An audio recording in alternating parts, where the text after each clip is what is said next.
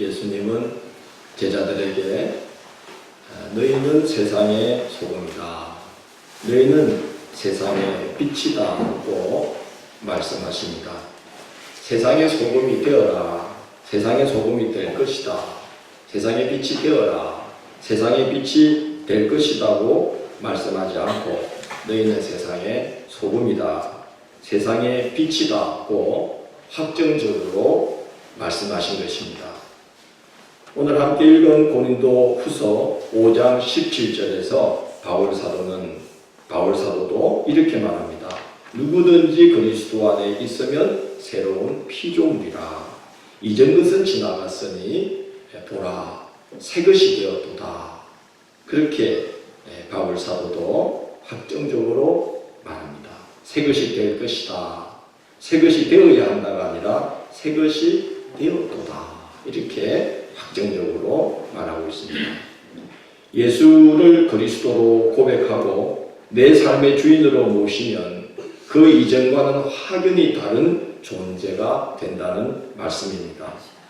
바울 사도는 그 변화를 이렇게 말합니다. 어둠에서 빛으로 사단의 권세 아래에서 하나님의 아들의 나라로 옮겨진 바 되었으니 라고 표현을 하고 있습니다.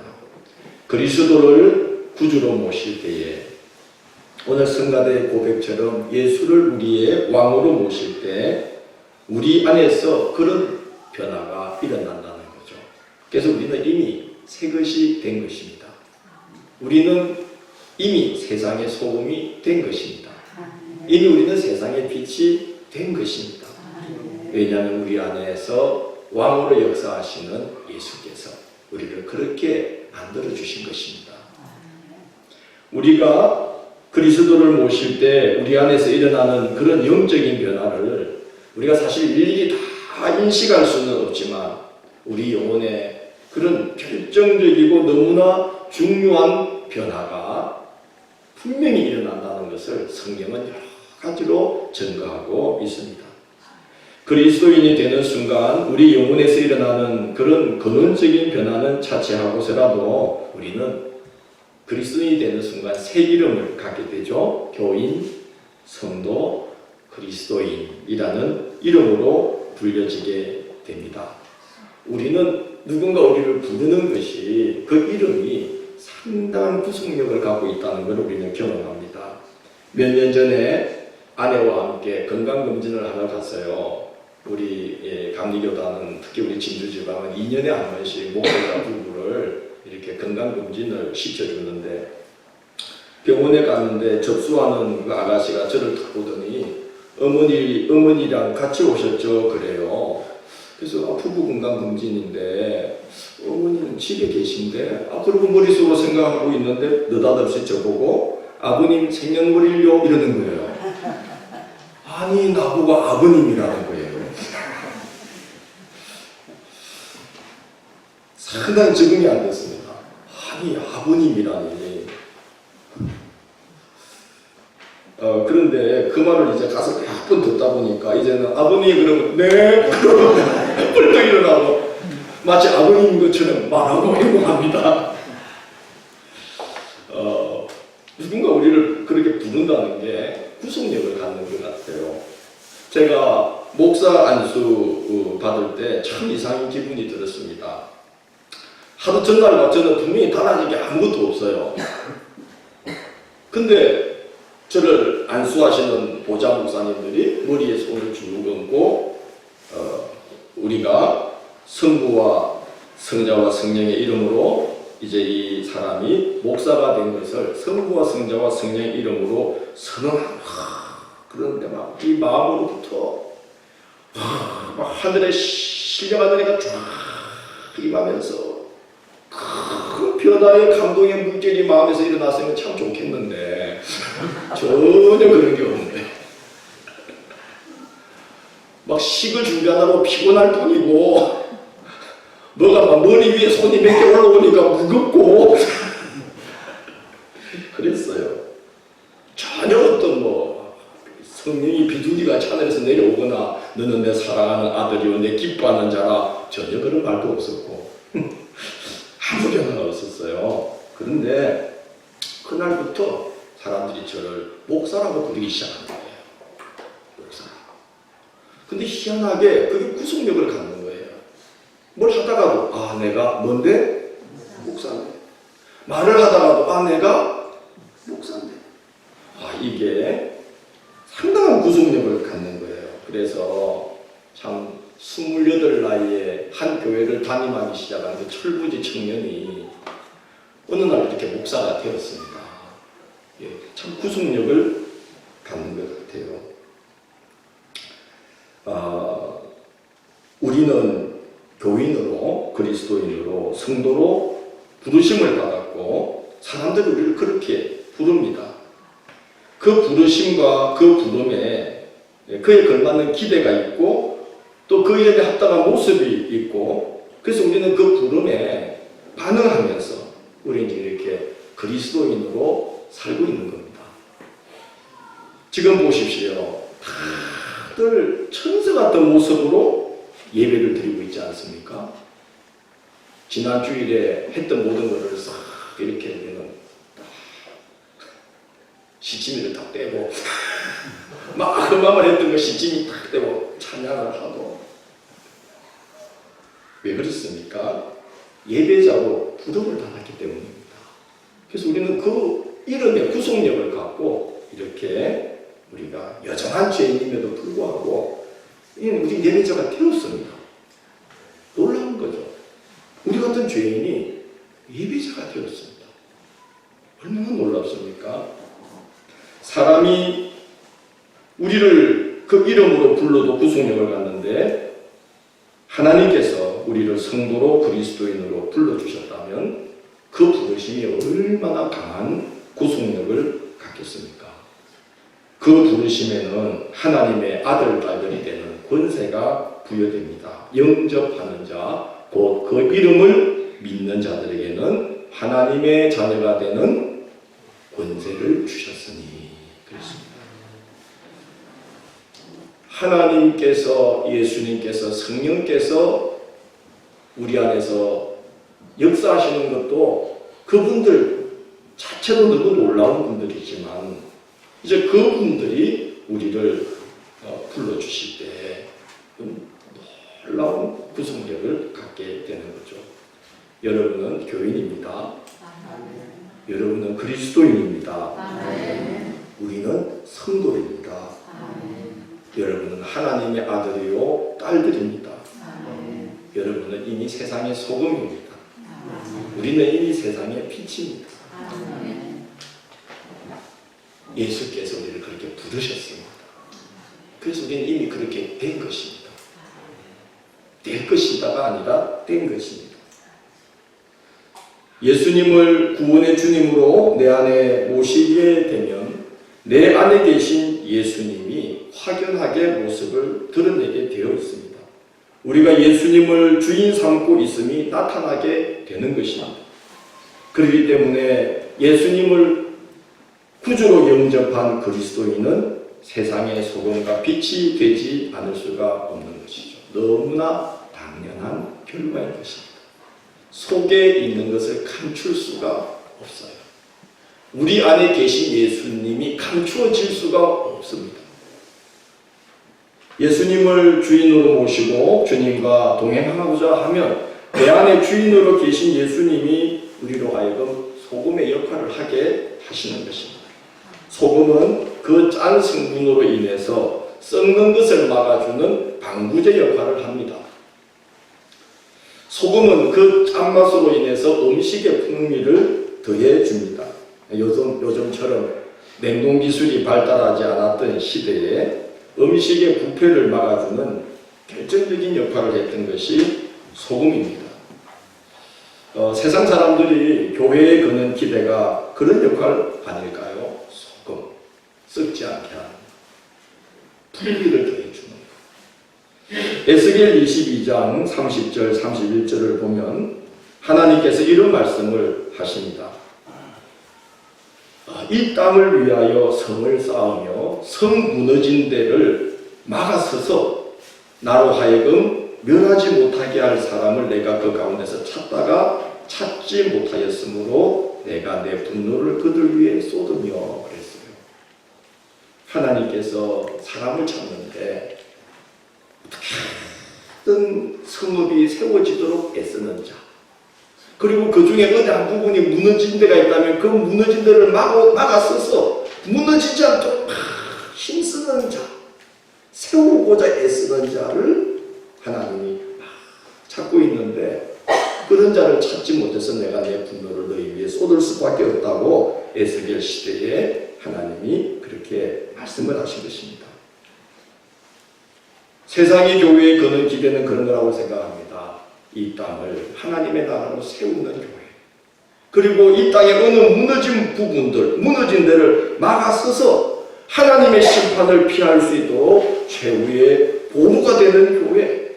그래서 사람들 입에서 그래도 교회가 있어서 다행이야, 이 땅에 교회가 없었다면 어떡할 뻔했어, 이 썩은 세상에 그래도 목회자들과 성도들이 있어서 정말 이 한양 땅에 한양제일교회가 있어서 너무 다행이야, 그런 말이 나오게 되는 교회를 세상이 고대하고 있다는 거죠. 이 우리끼리 막 예배드리고 이게 아니고, 그것만이 아니고 이 세상을 막 하나님의 나라로 세워가고, 그 하나님의 나라가 허물어진 부분들이 보이면 그걸 막 막아서서 더 무너지지 않도록 애쓰고 있는 최후의 보루가 되는 그런 것을 세상은 교회에 기대하고 있다는 것입니다. 교회는 당연히 그래야죠. 주의 종들과 성도들은 당연히 그래야 합니다. 왜? 세상에 소금이니까, 썩지 않아. 우리나라는 썩을 염려가 전혀 없어요. 외국인들이 인천국제공항에 내려서 차로 김포를 지나서 서울로 들어올 때 깜짝 놀랐다. 그 밤에 특히 밤 비행기로 오시는 분들은 곳곳에 큰 십자가가 계속 지나가는 걸 보면서 혹시 이 나라는 무덤에 네온을 붙이나, 이렇게 무덤일까 뭘까 뭐 교회라는 소리를 들으니 택시기사 교회입니다. 깜짝 놀란다는 거예요. 교회가 이렇게 많다고. 야, 교회가 이러니 이렇게 많은데, 세상에 소금이 이렇게 곳곳에 뿌려져 있는데 우리나라는 걱정할 필요가 없죠. 썩을 염려가 없지 않겠습니까? 그런데도 사회가 썩어가고 있다면 사회의 문제가 아니라 교회의 문제다. 교회가 썩었다. 말이 안 되는데 그렇다면 답이 없는 겁니다. 예수님이 사셨던 시대가 그랬던 것 같습니다. 무리를 보시고 불쌍히 여기시니 이는 그들이 목자 없는 양같이 고생하며 기진합니다. 그 목자들을 힘있게 해주고 위로하고 그 무너진 곳을 막아서서 부둥켜 줘야 되는 그 목자들이, 그 시대의 종교가, 그 시대의 신앙의 지도자들이 그 역할을 못하고 썩어서 소금 역할을 못해서 예수님이 그 백성들을 보실 때 너무 불쌍한 거예요. 목자 없는 양같이 고생하고 기진해 있던 거예요. 예수님은 또 이렇게 말씀합니다. 그들은 맹인이 되어 맹인을 인도하는 자다. 만일 맹인이 맹인을 인도하면 둘이 다 구덩이에 빠지리라. 얼마나 끔찍한 시대입니까? 인도자가 맹인이 되어서 맹인된 백성을 이끌고 있으니까 둘 다 구덩이에 빠진다는 거예요. 예수님 시대의 신앙 세계의 문제는 신앙 열심이 부족해서가 아니었습니다. 그들은 안식일을 지킨다고 1000걸음 이상을, 무화과 2개와 우유 치즈 한 덩어리 이상을 들고 다니지를 않았다고 그래요. 그런 신앙 열심이 있었어요. 그런데 예수님이 그 신앙 열심을 문제 삼는 게 아니잖아요. 예수님이 그들을 가리켜서 이런 말씀을 했습니다. 너희가 저녁에 하늘이 붉으면 날이 좋겠구나 하고, 아침에 하늘이 붉고 흐르면 오늘은 날이 굳겠다 하나니, 너희가 날씨는 분별할 줄 알면서 시대의 표적은 분별할 줄 모르는구나 그랬습니다.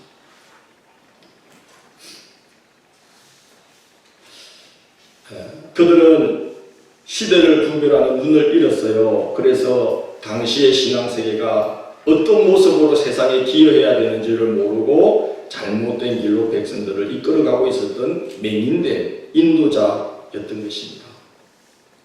세상이 뭘 기대하는지를 몰랐어요. 그들의 자기들끼리 열심을 냈어요. 근데 이 세상이 지금 하나님이 그 시대의 신앙인들에게 뭘 요구하고 있는지를 몰랐다는 거예요. 그냥 자기들 그 열심에 빠져 있었다는 거예요. 오늘도 그렇지 않을까요? 세상 사람들이 교회에 기대하고 있는 것이 뭐겠습니까?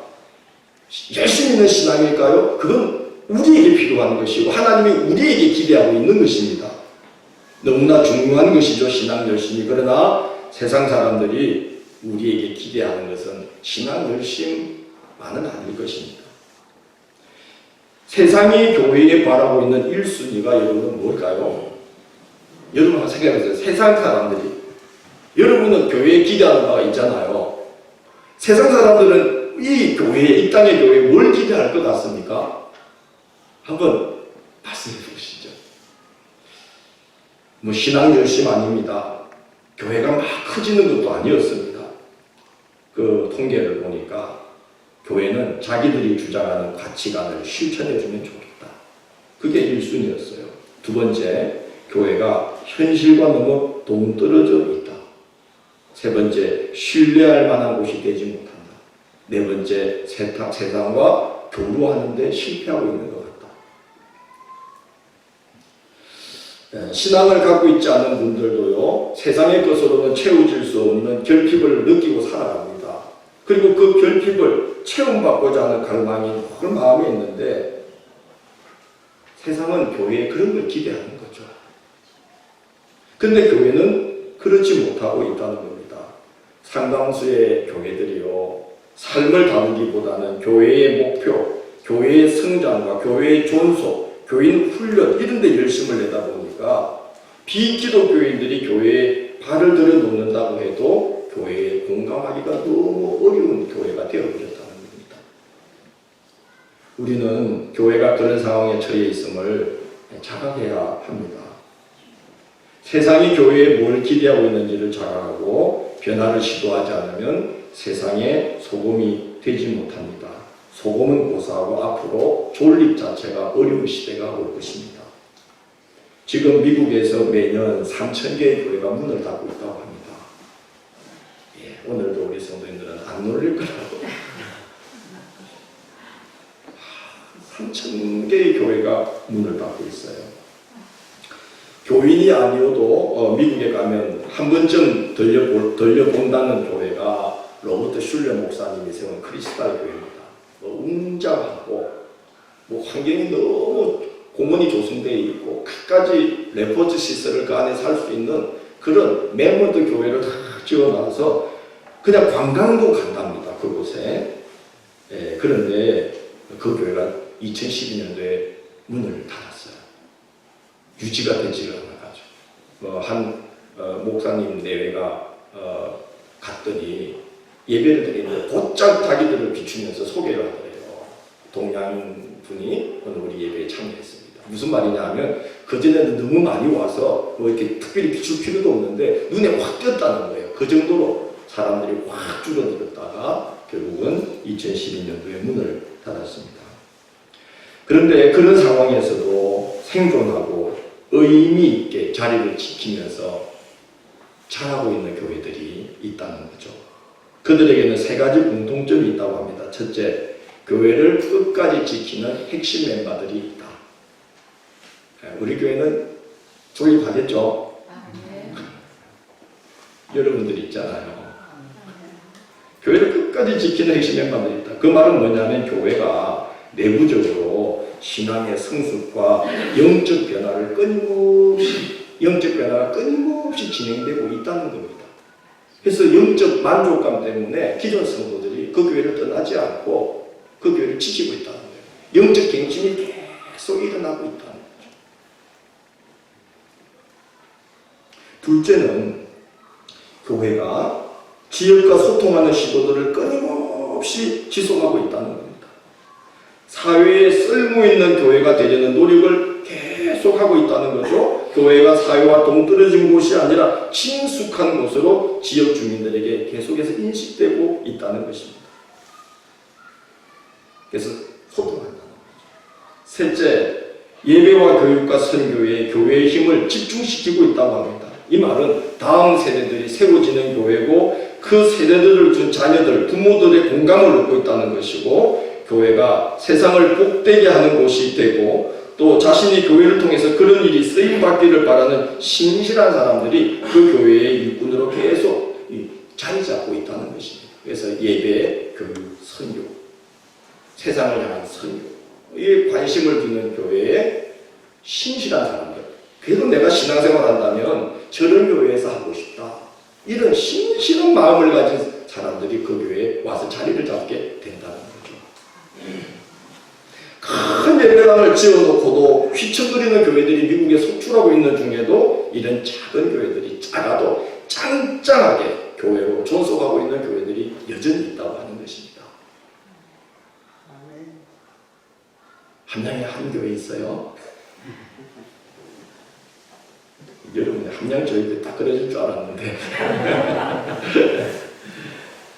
세상의 소금이 되는 교회는 그 쓸모로 인해서 버림받지 않습니다. 세상의 소금이 되는 목회자는요 절대로 목회자의 가치가 떨어지는 중에도 빛을 발하게 되어 있습니다. 세상의 소금이 되는 성도도 마찬가지로 그가 하는 직업이 뭐든지 간에 사람들이 그를 귀하게 보든 천하게 보든 관계없이 세상의 소금이 되는 성도는 어디서든지 사람들에게 요긴하게 쓰임받게 되어 있습니다. 쓸모없는 교회가 되었다. 말이 됩니까? 안 됩니까? 다시 여쭤볼게요. 소금이 맛을 잃었다. 되는 말이야? 안 되는 말이에요? 말도 안 돼요. 그럼 교회가 쓸모없어졌다. 말이 돼요? 안 돼요? 안 되는 것입니다. 지금 예수님이 그런 말씀을 하고 있는 것입니다. 그 시대를 바라보면서 말도 안 되는 일이 벌어지고 있다. 맛을 잃은 소금을 상상이나 할 수 있겠습니까? 지금은 바닷물을 이렇게 끌어올려서 오래도록 수분을 증발시켜서 천일염을 만들잖아요. 그래서 이 소금은 절대로 짠맛을 잃어버리지를 않습니다. 근데 예수님 시대의 소금은 사회 근처에서 이렇게 그냥 도끼가 아니죠. 뭐죠? 곡괭이로 캐면 이렇게 얻을 수 있는 노천에 있는 암염입니다. 바위덩이 소금이기 때문에 안에 수분도 많이 있고 불순물도 있어요. 그래서 그걸 빼려고 말리다 보면 잘못 보관을 하거나 잘못 처리를 하면은 불순물이 빠져나가고 수분이 빠져나갈 때 염분도 같이 빠져나가 버려서 맛을 보면 밍밍하게 되어버린다고 그럽니다. 그러면 그걸 그 귀한 소금이 귀했던 시대에 그 소금을 이렇게 기대를 가졌던 사람이 소금을 이제 썰려고 했었는데 맛을 내야 되고 뭐 생선에 이렇게 뿌려서 간을 해야 되는데 맛을 보니까 짠맛이 없어졌어요. 얼마나 화가 나겠습니까? 옛날에 소금이 얼마나 비싸고 귀한데 얼마나 그 기대를 했을 텐데 어떡할까요? 그 소금을 그냥 버리지도 않죠. 막 입에서 오만마를 다 하면서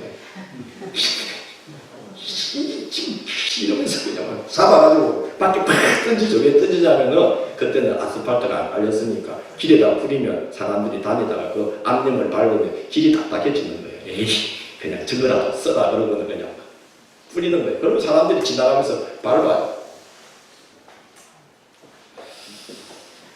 소금이 제맛을 잃으면 화가 납니다. 이 교회를 세상 사람들이 볼 때 화가 안 날까요? 그죠? 화가 나죠. 소금이 맛을 잃었는데 화가 나죠. 이거 얼마나 귀한 건데. 소금이 제 맛을 잃으면 쓸모 없어지는 거죠. 사람들을 화나게 하는 거예요. 소금은 맛을 잃으면 버려지는 겁니다. 교회와 성도도 그렇습니다. 교회다움과 성도다움을 잃으면 화가 납니다. 여러분 제가 목사다움을 잃으면 화가 날까요? 안 날까요? 화가 나죠. 제가 어쩔 때 설교하다가 약간 설교가 부실해져도 여러분 표정이 화가 나는데 뭐 목사님 준비 안 했나 보다. 성도가 성도다움을 잃으면 화가 날까요? 안 날까요? 화가 나죠. 목사 입장에서도 화가 나요. 아니 왜 저래? 이렇게 되죠. 오죽하겠어요. 세상 사람들이 교회를 볼 때, 목사를 볼 때, 성도를 볼 때 답지 않다. 화가 나요. 왜? 기대가 크거든요. 원래 너무 귀한 거니까. 소금이니까. 당연히 짠맛이 있다고 생각했는데 맛을 잃었단 말이에요. 그러면 밖에 보여져 사람들에게 밟힌다는 멸시당하고 무시당하고 경멸의 대상이 된다는 겁니다. 하나님의 영광을 드러내고 하나님의 복을 이 땅에 나누도록 부름받은 교회와 성도가 그런 대상이 된다는 건 참 슬프고 가슴 아픈 일인 것입니다. 있을 수 없는 일인 거죠. 그래서 예수님은 너희는 세상에 소금이다잉. 알겠지? 소금이다잉. 말씀드리면 되나 안 되나? 안 된다잉. 알았지? 이러고 계신 거예요. 세상에 소금이다잉. 굉장히 중요하다잉. 말씀드리면 큰일 난다잉. 화난다잉. 그 말씀하는 거예요. 예수님은 제자들을 가르쳐서 너희는 세상의 빛이다 라고 말씀하면서 산 위에 있는 동네가 어떻게 숨겨지느냐? 산 중턱에 조성된 마을은 눈에 확 띄죠. 특별히 밤에 불을 밝히면 그 마을은 요즘 랜드마크라고 하는데 옛날에는 표상이다 그랬어요. 눈에 확 띈다는 거예요. 눈에 확 띄어서 여러 역할을 합니다. 길을 밝히는 것도 있지만 밤길 걷는 자에게 얼마나 위안이 되는지 모릅니다. 저는 어릴 때 단양에서 3년을 지낸 적이 있습니다. 아버님이 그곳으로 목회지를 옮기셔서 거기서 지냈는데 주소가 단양구 내포면 상괴리입니다. 눈앞에 사택에 앉아있으면 눈앞에 소백산맥이 우리 오도제 그 꼭에 딱 가서 보면 오도제 전망공원 가면은 지리산 능선이 쫙 일부러 멋지게 펼쳐지듯이 저는 그냥 우리 그 상계교회 앞에 딱 앉아있으면 소백산맥 중지가 눈앞에 쫙 일렬 눈앞에 쫙 펼쳐진 데서 살았어요. 너무 멋지죠. 그런데 너무 오지야. 이름 자체가 벌써 그렇잖아요. 상괴리. 아주 골짜기예요. 그래서 초등학교는 6학년 때 10리를 걸어 다녔는데 중학교 가니까 더 힘들어져서 솔미산이라는 800m 산을 넘어서 매포면에 있는 중학교를 가야 돼. 매포 중학교를. 이게 얼마나 힘든지. 근데 이게 이제 중학교가 되니까 수업이 더 길어지잖아요. 그래가지고 이게 밤에 뭐 하잖아요. 잘라서. 우리 때도 했어요. 그게. 그걸 하면 이제 이게 시간이 너무 늦어지는 거야. 그래서 이제 산길을 넘어가야 되죠. 산길을 넘어오는데 이제 해가 지잖아. 해가 지면 이제 킁킁하잖아. 그러니까 툭 걸어서 올라오면 무서워. 특별히 이 동네 어른들이 그 곳곳에 만들어 놓은 전설이 있어요.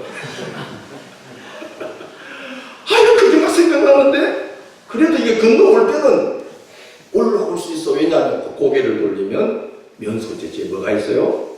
불빛들이 탁 있으니까 위험이 되는 거야. 그래서 잘 올라가. 근데 이게 고개만 딱 넘으면 이제 소백산맥이 쫙 보이는 곳이야. 산맥이 캄캄해. 두렵고 떨리고 그러죠.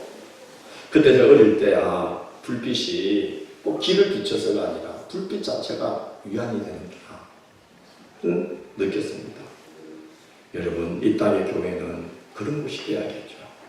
네. 목사는 그런 사람이 되어야죠. 여러분 이 땅의 성도들은 이 세상에 그런 사람들이 되어야죠. 세상의 빛이다. 막 휘황찬란한 빛을 비춰서 이리로 오시오 이게 아니라고 우리 이웃들에게 위안이 되고 저 사람이 있어서 정말 좋아. 성모님들이 우리 목사님이 있어서 너무 좋아. 아멘 할 줄 알았는데 목회자인 저는 여러분 볼 때 우리 성도님들 때문에 내가 정말 목회하고 살 수 있어. 세상 사람들을 보면서 한양 제일교회가 있어. 너무 고마워.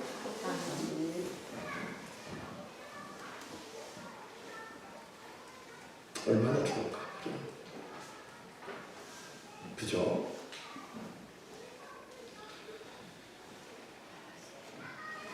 그래서 우리 예수님께서 우리에게 빛이 될 거라 아니라 너희는 이미 나 때문에 하나님 때문에 너희는 이미 세상의 빛이다. 사람들은 너희들에게 그걸 당하고 있다. 이미 빛이다. 그렇게 말씀하고 있습니다. 여러분 우리가 빛되게 살려고 하면 하나님이 축복하시는데요. 여러분 생각해 보십시오. 등불을 켜서 등경 위에 올려놓잖아요. 등경은 뭐냐면 이스라엘 사람들이 이렇게 회벽을 칠하고 거기 나무로 이렇게 앞으로 이렇게 돌출시킨 나무 판자입니다. 저 카페에 가면 그런 거 많죠. 화분 올려놓고. 그게 등경이에요. 등불에 불을 붙이면 등경 위에다가 올려놓죠. 예수님 말씀이 야 그걸 어떤 미친 사람이 말로 덮어놓겠느냐 이거예요. 말은 약 9리터 정도의 곡식을 담을 수 있는 측정하는 대박입니다. 여러분 등불을 켜놓고는 대박으로 덮어놓습니까? 덮어놓는 경우는 당시에 성냥이 없어서 불 켜기가 어려우니까 외출할 때 또 가축이나 짐승이나 뱀이 들어와서 호롱을 치면 불이 날까봐 대박을 덮어놓고 가지만 보러 오면 반드시 등경 위에 올려놓고 그 말을 끄기잖아요. 왜? 환히 비추려. 여러분 교회가 교회 역할을 다하면 하나님은 반드시 그 교회를 세상의 빛으로 쓰실 수밖에 없어요. 말로 덮어놓지를 않습니다.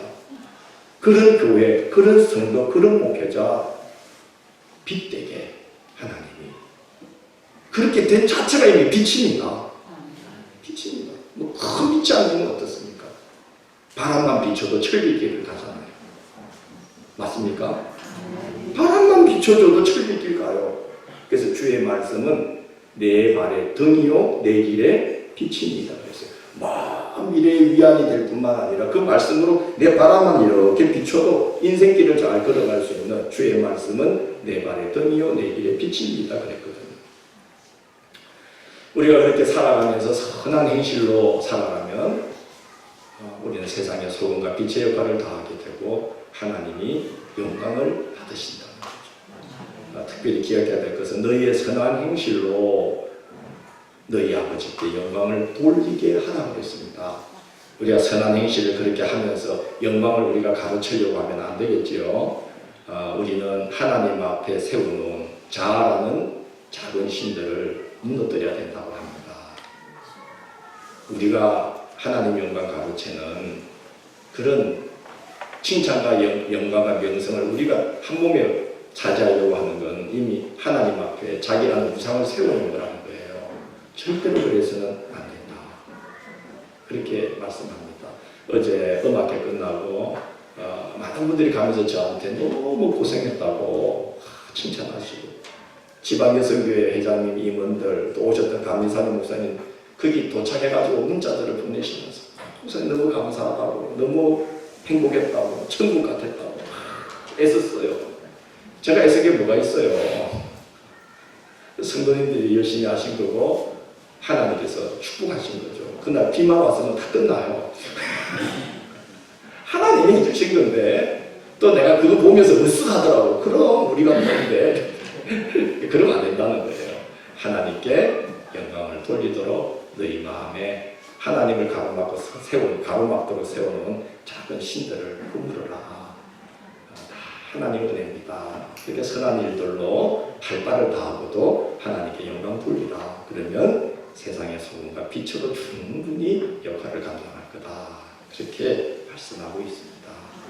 여러분 이 어두운 시대에 교회가 욕을 먹는 시대에 이런 교회들이 세워져야 된다고 생각을 하고 그런 목회자가 세워져야 되는데 제가 그런 목사가 되도록 기도해 주십시오.